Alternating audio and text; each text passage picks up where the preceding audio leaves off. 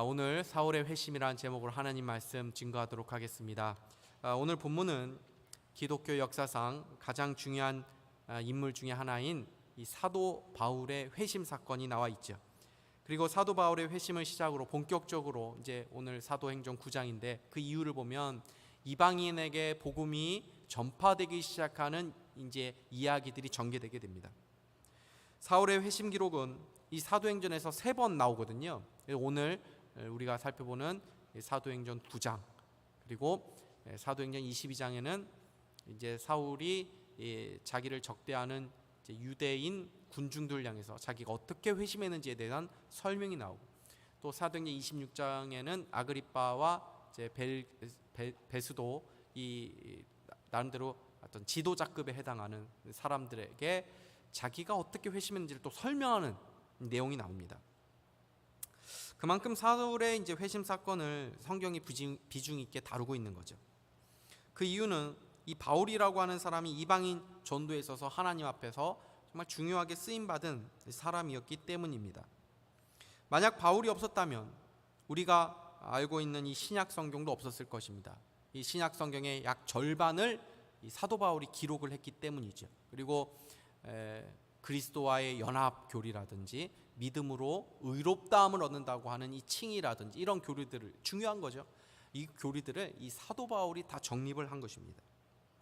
그래서 오늘 말씀에 앞서서 앞으로 이제 계속 등장하게 되는 이 바울이라는 인물에 대해서 조금 살펴보면 도움이 될 것 같습니다. 바울은 길리기아 지역의 다소라고 하는 도시 출신의 사람입니다. 다소라고 하는 도시는 작은 도시가 아니고 상업과 무역과 교육이 발달한 도시였죠. 그래서 사도 바울은 좋은 가문에서 태어나서 교육적 혜택을 잘 받았던 인물입니다. 그리고 그는 날 때부터 유대인이었지만 로마 시민권을 가진 로마인이었습니다.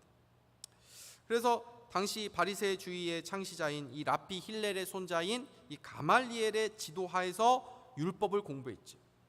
아무나 가말리엘의 문화생이 되는 것은 아닙니다. 지금으로 말하면 최고의 대학에 입학을 해서 공부를 한 것입니다.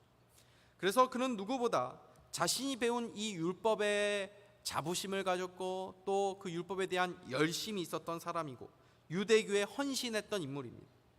장래가 촉망되고 누가 봐도 이 유대교, 특히 이 유대교의 리더급에 해당하는 이 바리새파를 이끌 차세대 지도자감이라고 인정받는 사람이었습니다. 성경을 보면 이 바울이라고 또 나오기도 하고 또는 사울이라고 이제 말하기도 하는데 이 이름에 대해서 우리가 좀 오해하는 경우가 하나 있죠. 원래 예수 믿기 전에 이 큰 자라고 하는 그 이름을 뜻을 가진 이 사울이라고 하는 이름을 가지고 있다가 예수 믿고 난 다음에 이제 나는 겸손하게 나는 큰 자가 아니구나 작은 자다 해가지고 바울로 바뀌었다라고 생각하는 것입니다. 그러나 그것은 근거가 없는 이야기입니다. 우선 사울이라고 하는 이름의 뜻은 큰 자라는 뜻이 아닙니다. 구하다, 요청하다라는 그런 의미를 가진 히브리 이름입니다. 그리고 사울이 회심한 이후에 바울로 바로 바꾼 것도 아닙니다. 그가 회심한 이후에 약 10년이 지나서 주로 바울이라는 이름을 사용하는 것을 보게 됩니다. 그래서 사울은 히브리식 이름이고 바울은 헬라식 또는 로마식 또는 그리스티의 이름일 뿐입니다. 우리가 이중국적자들도 보면은 2개 이름을 가지고 있죠. 뭐 영어 이름도 있고 또 한국어 이름도 있고 막 이렇게 하듯이 사도 바울도 유대인이었을 뿐 아니라 로마인이었기 때문에 로마식의 이름 또 이 히브리식의 이름 다 가지고 있었다는 것입니다. 그러다가 이제 사도 바울이 회심을 한 이후에 주로 이방인을 대상으로 선교하고 이방인을 많이 이제 접하는 그런 삶을 살다 보니까 주로 어떤 이름을 이제 주로 쓰게 됩니까? 당연히 이 헬라식, 이 그리스식 이름을 쓰게 되다 보니 바울이라는 이름을 많이 쓰게 되는 그런 이제 인생이었다는 겁니다. 그래서 그러한 것들을 우리가 생각하면서 오늘 사도 바울의 회심 사건을 살펴보면 좋을 것 같습니다. 1절과 2절을 말씀을 한번 보시겠습니까? 사울이 주의 제자들에 대하여 여전히 위협과 살기가 등등하여 대제사장에게 가서 다메섹 여러 회당에 가져갈 공문을 청하니 이는 만일 그 도를 따르는 사람을 만나면 남녀를 막론하고 결박하여 예루살렘으로 잡아오려 함이라. 여러분 지금 바울의 모습이 어떻습니까? 살기가 가득 차 있고 분노가 가득 찬 상태죠. 사울이 주의 제자들에 대하여 여전히 위협과 살기가 등등했다. 위협과 살기가 등등하여라는 말을 직역을 하면은 아직도 위협과 살기의 숨을 내뿜으며라는 말입니다. 성인한 맹수가 막 씩씩거리는 그러한 모습을 연상하면 됩니다. 사울은 스데반이 순교하는 현장에 있었던 인물이죠. 예루살렘을 박해하는데 주도하는 인물이었습니다. 예루살렘을 막 박해했죠. 그런데 거기서도 아직 분이 안 풀려서 여전히 살기가 등등해요. 여전히 아직도 위협과 살기에 숨을 내뿜으면서 씩씩거리면서 뭐하고 있습니까? 예루살렘 교회를 박해해가지고 막 사람들이 뿔뿔이 흩어졌는데 거기서 만족을 하지 못하고 굳이 도망간 사람들까지도 굳이 쫓아가서 잡겠다고 다메섹까지 공문을 받아서 가고 있다는 것입니다. 예루살렘에서 다메섹까지의 거리는 약 250km, 걸어서는 약 일주일이 넘는 그런 거리입니다. 그곳까지 가서 남녀를 막론하고 잡겠다고 하는 것이죠. 당시에는 여자들은 잘 잡지 않았습니다.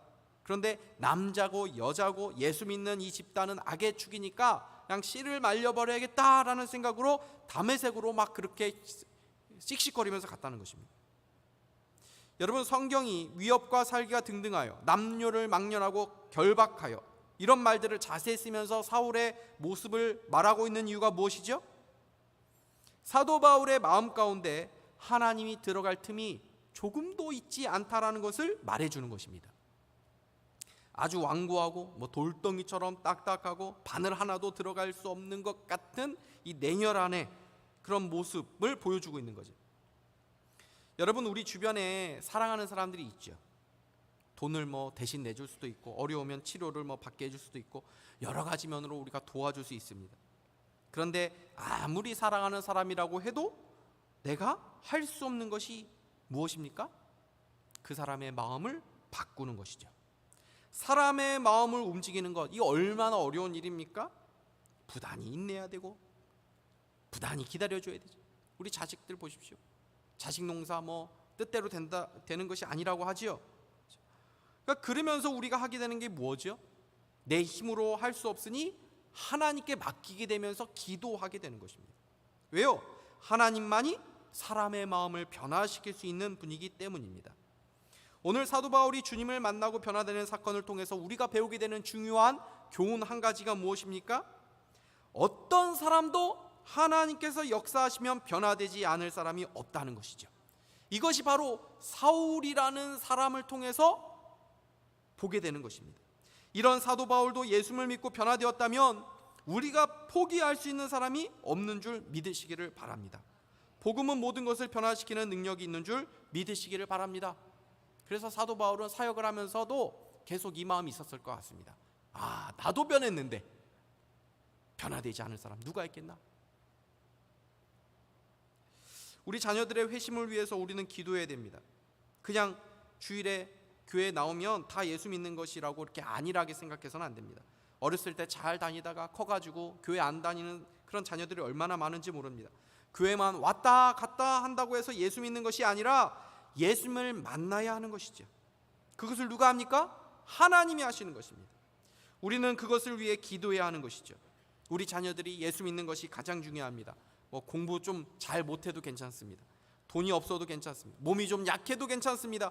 예수 믿으면 어떤 인생이라 하더라도 하나님 앞에 귀하게 쓰임받는 인생이 되는 줄 믿으시기를 바랍니다. 사도 바울의 회심 보십시오. 이 반전이 얼마나 큽니까?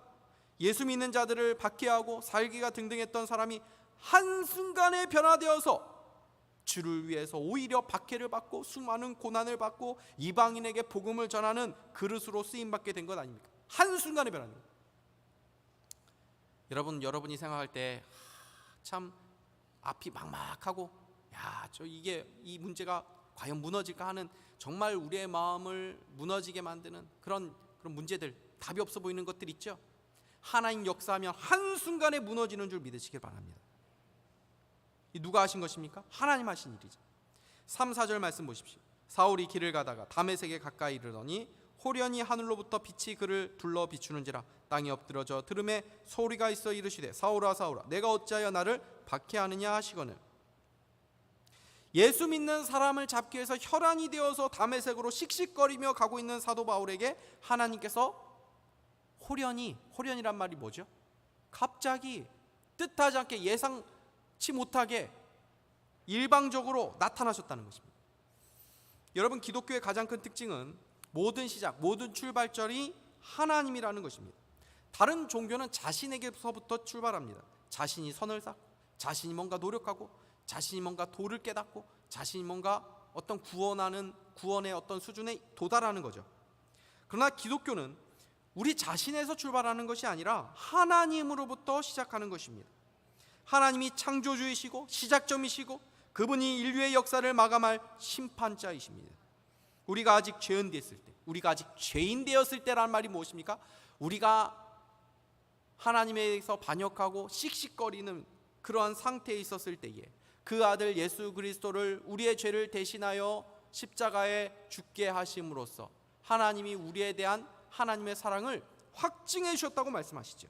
이것이 기독교라는 것입니다. 절대적인 하나님의 은혜와 그분의 일하심으로 우리의 구원이 완성되어 간다는 것입니다. 그래서 요한복음 16장에는 이런 말씀이 있죠. 우리 같이 한번 읽도록 하겠습니다. 시작. 너희가 나를 택한 것이 아니요 내가 너희를 택하여 세웠나니 이는 너희로 가서 열매를 맺게 하고 또 너희 열매가 항상 있게 하여 내 이름으로 아버지께 무엇을 구하든 다 받게 하려 함이라. 아멘. 예수님이 제자들을 먼저 찾아가셨지 제자들이 먼저 예수 알고 온 게 아니잖아요. 제자들을 먼저 부르셨지 않습니까? 우리도 마찬가지라는 거예요. 우리를 주님이 먼저 택하여 부르셨다는 것입니다. 여러분, 이것을 믿으면 담대해지죠. 왜냐하면 우리 자신을 보면 불안하거든요. 구원의 확신을 가질 수 없거든요. 여러분, 우리가 믿음 생활하면서 마음 한켠에 답답한 마음이 있는 이유가 무엇입니까? 믿음이라고 하는 것이 뭔가 잘 증명되지 않거든요. 내 믿음이 어느 정도 수준인지 뭐 수치화할 수 있는 게 않지 않습니까? 내 믿음이 잘 뭔가 보여지는 것이 아니란 말이죠. 그래서 너 믿음 있어 그러면은 자신 있게 대답을 못하죠. 속 시원하게 내가 예수 믿고 있다는 것이 증명이 안 되는 것입니다. 내가 어떻게 예수를 믿게 되었는지 설명도 안 됩니다. 다른 사람을 나의 믿음을 설득할 수도 없습니다. 사실 우리 중에 사도 바울처럼 극적인 회심을 경험한 사람은 거의 없을 것입니다. 바울의 회심은 극적인 방식으로 한 사람의 인생에 하나님께서 뚫고 들어오신 사건이기 때문입니다. 그래서 사도 바울의 회심을 일반화할 수는 없습니다. 그래서 내가 어떤 체험한 그 방식 하나만을 가지고 그를 막 주장할 수 없어. 이 방식을 해야 구원을 받는 거다 이렇게 주장해서는 안 되는 거예요. 그거 굉장히 위험한 거죠. 가끔씩 보면은 그런 분들 계시지 않습니까? 방언을 받아야만 구원받은 거다. 그거 굉장히 위험한 말이죠. 그렇죠? 내가 어떤 특별한 체험을 한 것을 가지고 다른 사람에게도 강요하시면 안 됩니다. 그런 특별한 체험이 있어야만 구원을 받는 것이다. 이렇게 말을 할 수 없다는 것입니다. 하나님은 다양한 방식으로 사람들을 만나주시고 또 인도해주시고 다루시기 때문입니다. 그래서 하나님의 부르심이 다 다르고 우리에게 주신 하나님의 사명과 역할이 다 다른 것입니다. 그러나 중요한 것이 무엇입니까? 우리의 신앙의 주도권이 하나님께 있다는 것입니다. 여러분, 이것을 가장 잘 확인할 수 있는 것이 무엇입니까?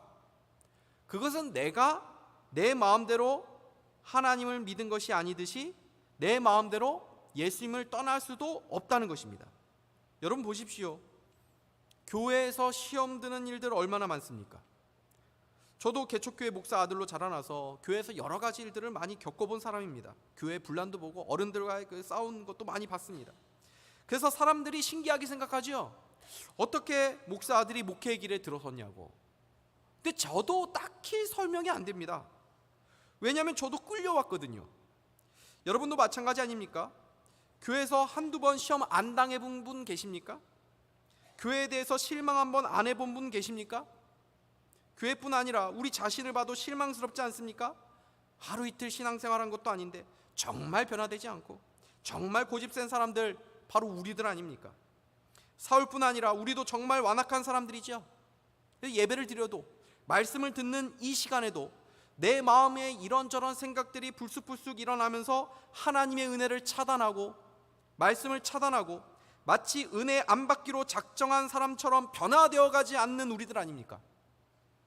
그래서 내 자신을 보면 내가 정말 믿음이 있는 건지 없는 건지 헷갈릴 때가 많고, 또 그냥 밍숭밍숭 신앙생활 하는 것 같죠.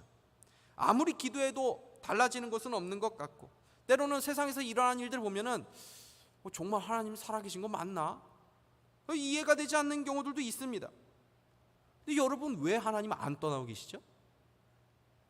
여러분 의지로 믿고 있는 것이 아니라 하나님께서 여러분 붙잡고 계시기 때문인 줄 믿으시기를 바랍니다. 여러분, 한번 예수 안 믿기로 결심해 보십시오. 예수 믿는 것이 포기가 됩니까? 안 되죠. 찬송가 545장 1절 가서 보면 이렇게 되어 있습니다. 이 눈에 아무 증거 아니 배워도 믿음만을 가지고서 늘 걸으며, 이 귀에 아무 소리 아니 들려도 하나님의 약속에서. 눈에 아무 증거가 안 보인대요. 귀에 아무 소리 안 들린대요. 그런데 이 믿음의 길을 포기하지 못하는 거, 이것이 바로 믿음이고 하나님이 우리를 주권적으로 인도하고 계시다고 하는 가장 확실한 증거인 줄 믿으시기를 바랍니다. 그래서 끝까지 믿음의 길을 걷는 자들이 구원받는 것입니다. 하나님은 택한 자들에게 이 믿음의 길을 끝까지 걸어가도록 붙잡아 주시는 것입니다. 예수님께서 사울을 찾아오셨습니다. 그리고 말씀하십니다. 사울아 사울아, 내가 어찌하여 나를 박해하느냐. 예수님이 사울의 이름을 부르십니다. 예수님은 이미 사울을 알고 계신 것이죠. 그러나 사울은 자신을 부르시는 그 음성이 누구의 음성인지를 알지 못합니다. 그래서 묻습니다. 5절입니다. 대답하되 주여 누구시니까? 이르시되 나는 내가 박해하는 예수라. 주여 누구십니까? 여기서 주여라는 것은 예수님을 알고 주여라고 부르는 게 아니죠. 뭔가 신적인 존재 같으니까 주여라고 부른 것입니다. 여러분, 한번 생각해 보십시오. 사도 바울이 하늘부터 이 예수님의 음성을 들었을 때 얼마나 큰 충격을 받았을까요? 사울아 사울아, 하늘로부터 음성 들립니다. 당신 누구십니까? 나는 내가 박해하는 예수라. 여러분, 지금 바울이 뭐하러 가는 길입니까? 예수 믿는 사람들을 잡아 가두기 위해서 가고 있는 길이죠. 왜요? 기독교인들은 이단이라고 믿었기 때문입니다. 그런데 지금 그 예수님이 나타나셔서 누구십니까 하니까 나는 예수다, 이렇게 말씀하신 것이죠. 그러니 얼마나 놀랐겠습니까? 예수는 죽었다고, 왜 예수가 다시 살아났냐고, 왜 그렇게 뻥치면서, 왜 그렇게 사기치면서 세상을 혹세무민하냐고 하면서 기독교인들을 아주 나쁜 사람들이라고 생각하고 그들을 다 잡아 없애는데 자신의 인생을 다 걸었는데, 갑자기 기독교인이 말한 대로 부활하신 예수님께서 나타나셔서 나는 예수야 라고 말하니까 기절초풍할 일이죠. 그러자 지금까지 사도 바울이 배운 모든 지식들, 모든 가치관들, 모든 삶의 기초가 와르르 무너지는 것입니다. 나중 보시면 아시겠지만 사도 바울은 예수님 만난 이후에 아무것도 못합니다. 정신을 못 차립니다. 물도 마시지 못합니다. 왜요? 그동안 자신이 살아온 삶이 무너져 버렸기 때문입니다. 그런데 여러분, 이런 무너짐이 있어야 비로소 새롭게 시작할 수 있는 것이죠. 하나님은 단지 사울을 멈추신 것이 아니라 사울을 새롭게 시작하게 하신 것입니다. 하나님은 때로 우리가 쌓은 세상적인 기반을 무너뜨릴 때가 있습니다. 그러면 막 내 인생 다 무너진 것 같죠. 그러나 여러분 기억하십시오. 세상의 헛된 욕망으로 내 힘으로 쌓은 것들이 무너지지 않으면 새롭게 시작할 수 없는 것입니다. 내가 무너져야 하나님의 새 일이 시작되는 것입니다. 혹시 무너짐을 경험하게 될 때 기억할 수 있기를 바랍니다. 성도는 무너짐에서 끝나지 않습니다. 반드시 그 무너짐을 통해서 하나님의 새 일을 시작하시는 줄 믿으시고 다시 일어나는 은혜가 있기를 주님의 이름으로 축복합니다. 바울은 예수님을 만나자 자신의 살아온 모든 수고와 삶의 목적과 방향이 틀렸다는 것을 깨닫게 됩니다. 여러분, 이것이 무엇입니까? 회심이라고 말하는 것입니다.